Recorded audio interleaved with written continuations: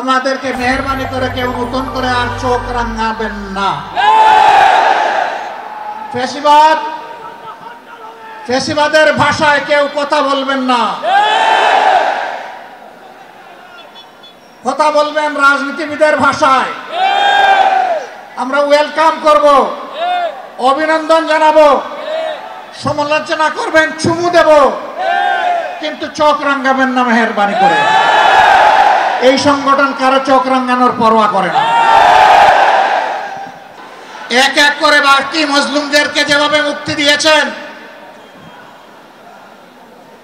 সর্বশেষ মজলুমটাকেও দেশবাসীর বুকে মুক্তি দিয়ে ফিরিয়ে দিন। তার জীবনের যে 13টি বছর হারিয়ে গেল, এগুলা কেউ ফিরিয়ে দিতে পারবেন না। আর 13টি মিনিট তিনি জেলের ভিতরে থাকুন, আমরা তা চাই না। আমরা ভদ্র, কিন্তু আমরা বোকা নই।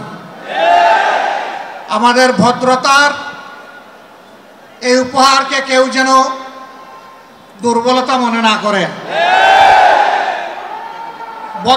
ভদ্রতা যখন শক্ত হয়, তখন কি পরিমাণ শক্ত হতে পারে 15.5 বছর তা বাংলাদেশ দেখেছে।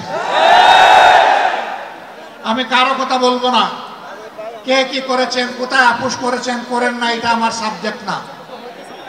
কিন্তু মহান আল্লাহর পর ভরসা করে, মহান আল্লাহকে সাক্ষী রেখে বলছি 15.5 বছর মহান আল্লাহর দেওয়া শক্তির কারণে, মহান আল্লাহকে ভয় করার কারণে বাংলাদেশ জামাতে ইসলামী কোনো অপশক্তির কাছে কখনো মাথা নত করেননি।